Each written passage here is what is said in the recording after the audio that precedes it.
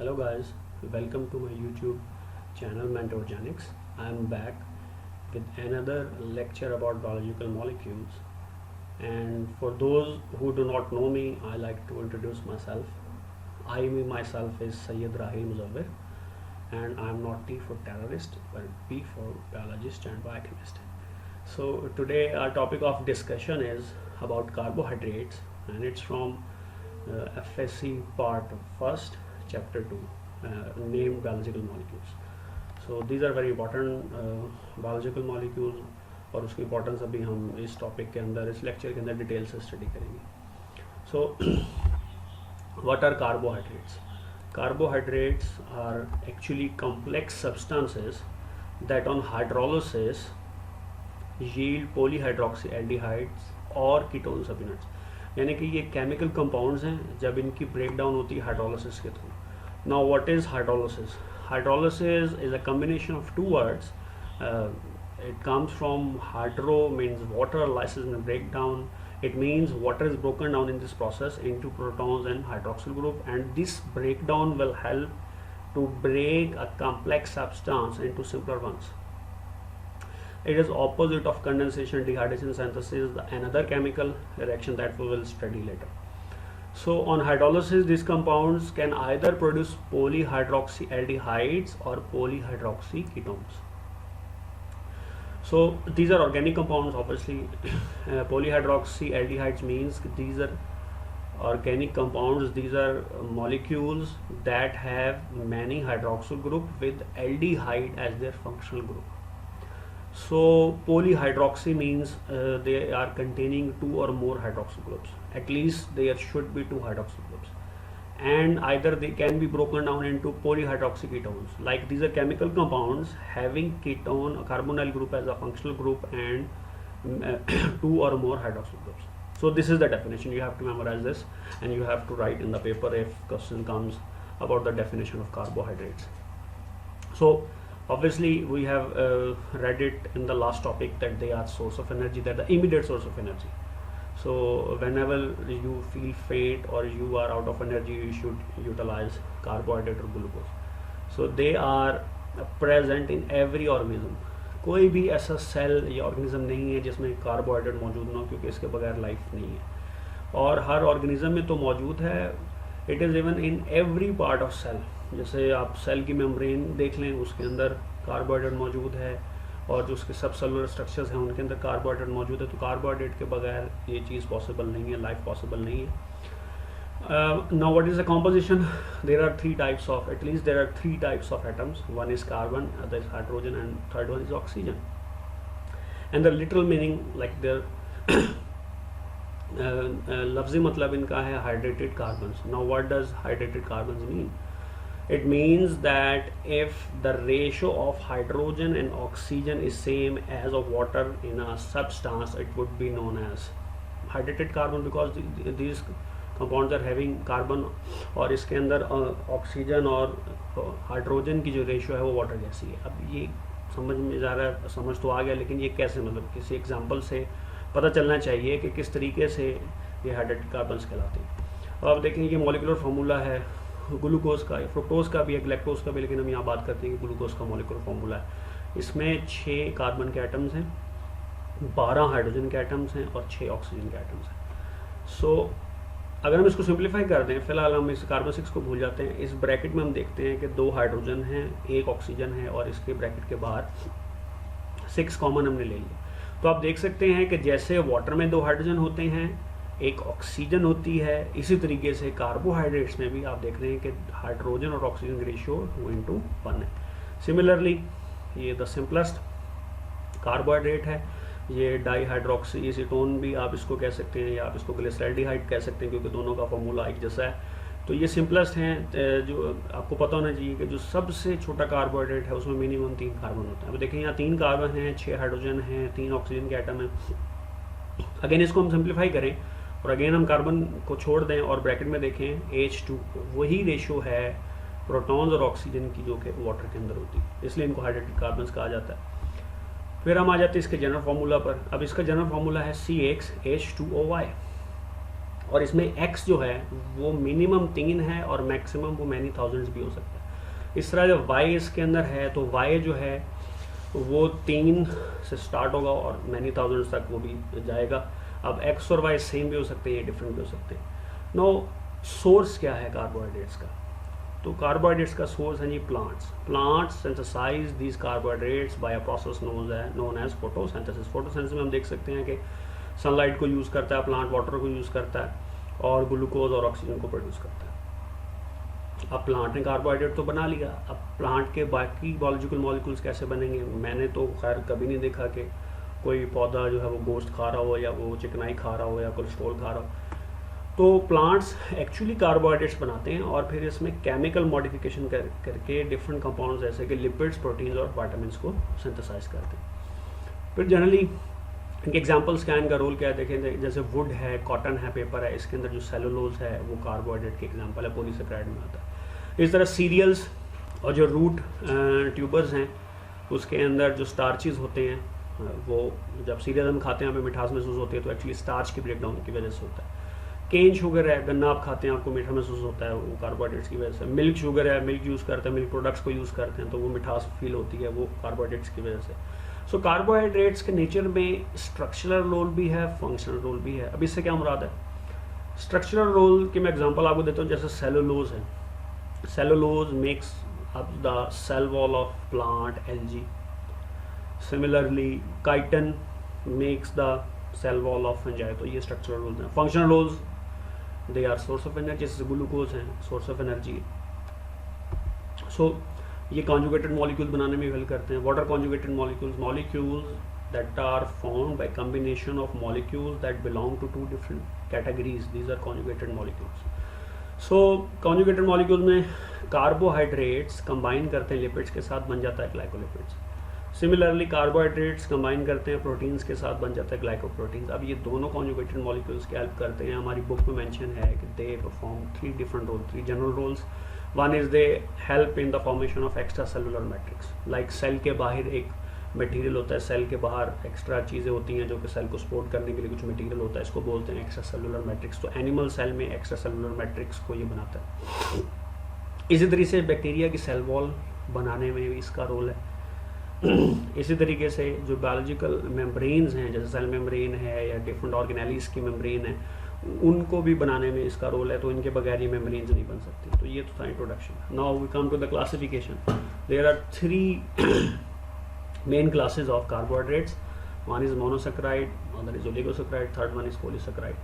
So mono means one, saccharide comes from a Greek word saccharon which means sweet. Monosaccharide, 1 unit. Oligo means few, oligosaccharide few units, polysaccharide means many units. In oligosaccharide, monosaccharide range is between 2 monosaccharides up till 10 monosaccharides. And in polysaccharides the range of the number of monosaccharides increases, and polysaccharides start from when 20 different monosaccharides or 20 similar monosaccharides are combined together to form a molecule, so then it is known as polysaccharide. So now पहले हम पढ़ेंगे monosaccharides को. What are monosaccharides? So here is the definition. These are polyhydroxy aldehydes or ketones. यानी कि इनमें ऐसे compounds भी हैं जिनमें एल्डिहाइड है लेकिन उनके पास पॉलीहाइड्रोक्सी, ये पॉलीहाइड्रोक्सी इनके पास बहुत सारे यानी कि 2 या 2 से ज़्यादा हाइड्रोक्सी ग्रुप हैं, और इनके पास कीटोन ग्रुप है, और कीटोन ग्रुप के अलावा इनके पास जो अगर कीटोन ग्रुप होगा तो उसके पास बहुत सारे यानी 2 या 2 से ज़्यादा हाइड्रोक्सी ग्रुप होंगे। जिस शुगर के पास एल्डिहाइड होगा उसको एल्डोस बोलते हैं, एल्डो शुगर बोलते हैं। जिसमें कीटोन ग्रुप होता है उसको कीटो शुगर या कीटोन बोलते हैं। These are the simplest sugars. You cannot perform hydrolysis on it. जैसे हम चीनी खाते हैं, चीनी मोनोसेक्राइड नहीं है, चीनी ओलिगोसेक्राइड है। हम जैसे ज़ुबान पे रखते हैं वाटर ऐड होता है, फ़ौरन से वो ब्रेक हो जाता है ग्लूकोज और हो जाते हैं ग्लूकोज और फ्रुक्टोज में। तो ग्लूकोज के साथ आप ऐसे नहीं कर सकते। You can break glucose into simpler monosaccharides but not by hydrolysis. You can do it, you can perform it by enzymatic reaction, and that we will study in chapter 11 in detail. Monosaccharides are the sweetest, बहुत tasty हैं, ज़रा जो भी test आता है इनकी वजह से आता है, और वाटर सॉल्युबल हैं। अब इसमें जितने भी कार्बन्स हैं उन सब में हाइड्रोक्सिल ग्रुप होता है एक्सेप्ट 1। जैसे ग्लूकोज है, अगर हम ग्लूकोज की एग्जांपल लें तो 6 कार्बन है 1 2 3 4 5 6। अब 6 में से एक कार्बन के पास हाइड्रोक्सिल ग्रुप नहीं है, उसके पास ये एल्डिहाइड फंक्शनल ग्रुप है। बाकी जितनी कार्बन हैं उनके पास ये हाइड्रोक्सिल ग्रुप्स मौजूद हैं। तो 6 में से 5 के पास हाइड्रोक्सिल ग्रुप्स हैं, एक के पास फंक्शनल ग्रुप है। अब ये एल्डो शुगर है। नाउ हम देखते हैं फ्रुक्टोज को, ये कीटो शुगर है। इसमें कितने कार्बन है? 6, 1 2 3 4 5 6। तो 6 में से एक के पास फंक्शनल ग्रुप है, बाकी जो 5 हैं इनके पास हाइड्रोक्सिल ग्रुप्स मौजूद हैं। तो ये फ्रुक्टोज के एग्जांपल। तो मोनोसेक्राइड 3 कार्बन का है अगर, तो एक के पास फंक्शनल ग्रुप होगा, बाकी 2 के पास हाइड्रोक्सिल ग्रुप्स होंगे। अगर 4 कार्बन का है तो एक के पास फंक्शनल ग्रुप होगा, 3 के पास हाइड्रोक्सिल ग्रुप्स होंगे। मोनोसेक्राइड्स की हम डिस्ट्रीब्यूशन कैसे करते हैं, क्लासिफिकेशन कैसे करते हैं? नंबर ऑफ कार्बन एटम्स पे। मिनिमम 3 कार्बन और मैक्सिमम 7 कार्बन की रेंज में जो मॉलिक्यूल आते हैं वो मोनोसेक्राइड्स में। इनका जनरल फार्मूला है CH2ON। तो N जो है, you should not confuse this N with the number of carbon atoms. ये नंबर ऑफ कार्बन एटम्स नहीं है मोनोसेक्राइड में, ये नंबर ऑफ मॉलिक्यूल है किसी भी मोनोसेक्राइड का, चाहे वो 3 कार्बन है, चाहे वो 4 कार्बन है, चाहे वो 5 कार्बन। सो ये टेबल है, इसमें हम देख सकते हैं। Triose means it has 3 carbon atoms. अगर इसके पास एल्डिहाइड है तो एल्डो शुगर है, इसको एल्डो ट्राइओज बोलेंगे। अगर कीटोन ग्रुप है तो ये तो ज़ाहिर है वो कीटोज है, तो इसको कीटो ट्राइज बोलेंगे। फार्मूला है जी C3H6O3। एग्जांपल्स हैं ग्लिसरॉल्डिहाइड, हाइड्रोक्सीसीटोन। टेट्रोज है, बहुत रेयर है नेचर में, कुछ बैक्टीरिया के अंदर मौजूद है। 4 कार्बन है, एल्डो शुगर भी हो सकती है, ये कीटो शुगर भी हो सकती है। इसका फार्मूला है C4H8O4। इससे एग्जाम्पल है एरिथ्रोलोज।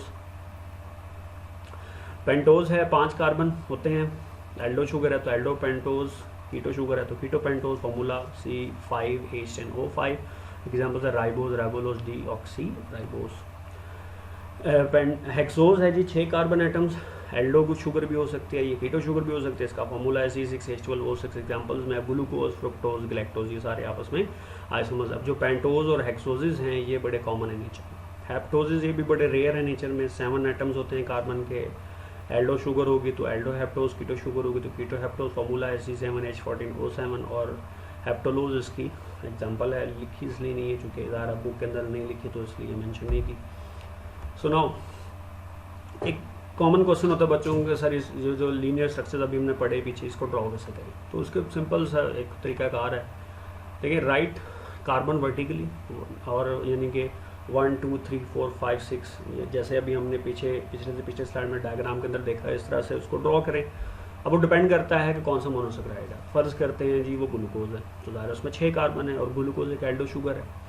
तो अब हमने एल्डिहाइड ग्रुप मेंशन करना है फर्स्ट कार्बन के साथ, ठीक है। बाकी रहेगा 5 कार्बन, तो बाकी 5 कार्बन के साथ आपने हाइड्रोक्सिल ग्रुप लगाना है। लेकिन चूँकि ग्लूकोज है, इसमें एक कह लें एक्सेप्शन है कि पहले कार्बन पे एल्डिहाइड ग्रुप आ जाएगा, दूसरे कार्बन पे राइट साइड पे हाइड्रोक्सिल ग्रुप आएगा, तीसरे कार्बन पे लेफ्ट साइड पे हाइड्रोक्सिल ग्रुप आएगा, चौथे कार्बन पे राइट साइड पे हाइड्रोक्सिल ग्रुप, 5वें कार्बन पे भी राइट साइड पे हाइड्रोक्सिल ग्रुप, और छठे कार्बन पे भी राइट साइड पे ही हाइड्रोक्सिल ग्रुप। सिर्फ कार्बन 3 पे रिवर्स जाता है, उसकी रीज़न हम आगे पढ़ेंगे, देखेंगे, डिस्कस करेंगे। और कार्बन के चूँकि आपने 4 बॉन्ड्स कंप्लीट करने हैं तो हाइड्रोक्सिल ग्रुप के ऑपोजिट साइड पे आप हाइड्रोजन आटम लगा दें, ठीक है जी। तो आपने इस तरीके से चेन बनानी है।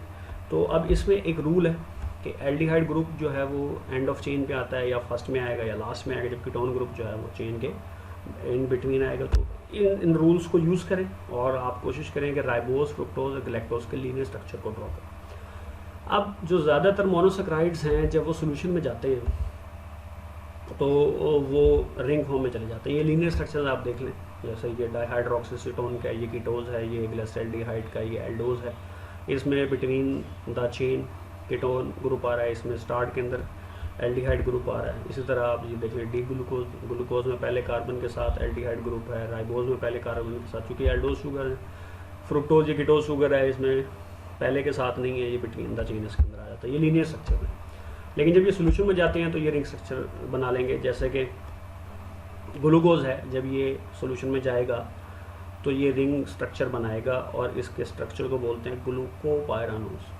सो pyranose come from pyran. Pyran means 6 corner ring, not 6 carbon ring, 6 corner ring. जैसे 1 2 3 4 5 6, तो ये 6 कॉर्नर हैं। इसमें 6 कार्बन भी हैं, लेकिन एक कार्बन चेन से बाहर। इसी तरीके से जब राइबोज सोल्यूशन में जाता है तो ये भी एक रिंग स्ट्रक्चर बनाता है, उसको बोलते हैं राइबोफ्यूरानोज। तो furanose come from furan, it means 5 cornered ring, again not 5 carbon ring, 5 cornered rings. So here are the 5 corners, 1 2 3 4 5। तो इसी तरह एक कार्बन इसके बाहर आ जाता है। तो ये रिंग स्ट्रक्चर है। होता ये है कि जब रिंग स्ट्रक्चर बनता है ना तो ये जो हाइड्रोक्सिल है ये बाहर नहीं रह सकता, क्योंकि जब हाइड्रोजन अगर यहाँ पर आ जाएगा तो रिपल्शन होगी इन दोनों की दोनों, इसलिए हाइड्रोजन बाहर चला जाता है। इसलिए जब हम लीनियर स्ट्रक्चर बनाते हैं तो ये जो हाइड्रोक्सिल ग्रुप है कार्बन 3 का, ये हम ऑपोजिट साइड पर लगाते हैं।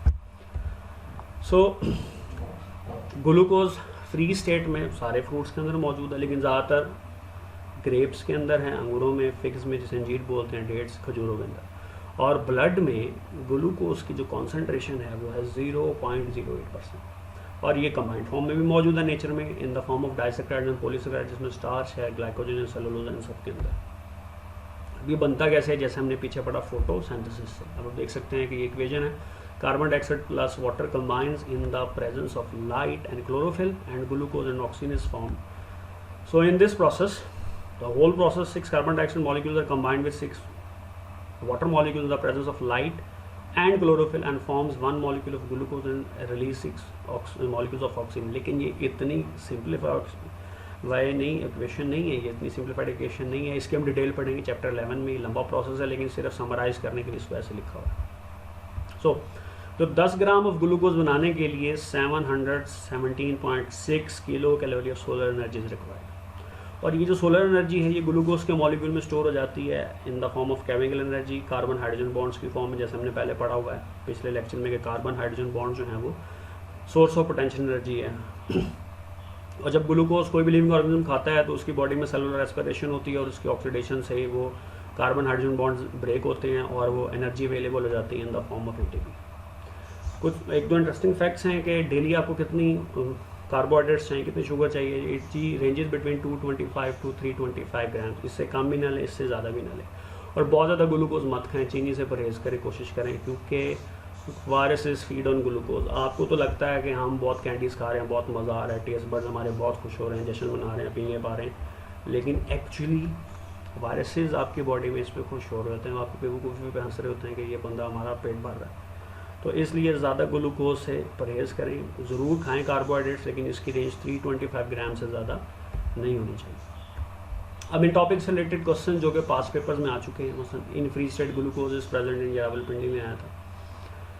किस में होता है जी, डेट्स में। Monosaccharides which are rare in nature and occur some bacteria, हमने पढ़ा हुआ है ये बीटा टैक्टोज। डिफाइन कार्बोहाइड्रेट्स, डिफाइन करें कार्बोहाइड्रेट्स को, जैसे हमने पहली स्लाइड में किया था कि chemical compound that on hydrolysis produce either polyhydroxyaldehydes और polyhydroxy ketones. What is the source of carbohydrates? Obviously plants, different types of plants are the source of carbohydrates. What are monosaccharides? These are polyhydroxyaldehydes और ketones। And उसमें आप थोड़ा सा detail लिख दें, monosaccharides की classification को थोड़ा मेंशन कर देंगे, कैरेक्टरिस्टिक्स को लिख दें। What is the percentage of glucose in the blood of a healthy person? 0.08% हम पढ़ चुके हैं। Now again all good things for those who think, थोड़ा क्रिएटिव थिंकिंग भी होनी चाहिए। मेरे तो क्वेश्चन है, for which carbohydrates X and Y are same and different respectively। ये आपने सर्च करना है और आंसर करना है उसमें कमेंट सेक्शन में। आपका आंसर ठीक होगा तो मैं उसे लाइक कर दूंगा, नहीं होगा तो मैं उसे रेक्टिफाई कर दूंगा। सेकंड है, how would you differentiate aldose from ketose written on a page? अगर एक पेज पे लिख दिया जाए कि एरिथ्रोज और एरिथ्रोज है और मैं आपसे पूछूं कि आप डिफरेंशिएट करेंगे, आपको कैसे पता लगेगा कि ये एल्डोज है और ये कीटोज है? ये बहुत ज़रूरी क्वेश्चन हैं। जब आप आगे फर्दर स्टडीज़ में जाएंगे, बायोकेमिस्ट्री में जाते हैं या मेडिकल में जाते हैं, तो वाइवा के अंदर ये चीज़ें वो आपसे पूछी जाएंगी। तो इसलिए ये टेक्निकल चीज़ें जो आनी चाहिए। सो इससे रिलेटेड कुछ क्वेश्चन हैं, if you dare to attempt them. Number 1, most common monosaccharide is, 4 option है, अल्फा है, ग्लिसरॉल्डिहाइड, बीटा है, राइबोलोज, चार्ली है, डाईहाइड्रोक्सीसीटोन, डेल्टा है, सेलुलोज। सेकंड है, for synthesis of 1 gram of glucose amount of solar energy required is dash kilocalorie. Alpha, beta, Charlie, delta में से आपने recognise करना है। तीसरा है, number of atoms that are outside ring of राइबोफ्यूरानोज, ये भी मैं आपको बता चुका हूँ। तो 2, 3, 1, 5 में से आपने एक सेलेक्ट करना है। चौथा है, carbohydrate that plays a structural role, ये भी मैं अभी शुरू में आपको बता चुका हूँ, डिस्कस कर चुका हूँ। तो अगेन इन चारों के आंसर्स आप कमेंट सेक्शन में लिखें। अगर ठीक होंगे तो लाइक कर दूंगा, अगर नहीं हो तो मैं इसको रेक्टिफाई कर दूँगा। सो अगर कोई क्वेश्चन है तो ज़रूर पूछें, कमेंट सेक्शन में पूछ सकते हैं मुझसे। और मेरे इस चैनल को सब्सक्राइब करना मत भूलें, सब्सक्राइब का बटन दबाएं, बेल आइकॉन का बटन दबाएं और इस वीडियो को ज़रूर लाइक करें। अगर कोई क्वेश्चन हो तो ज़रूर पूछें। Thank you very much.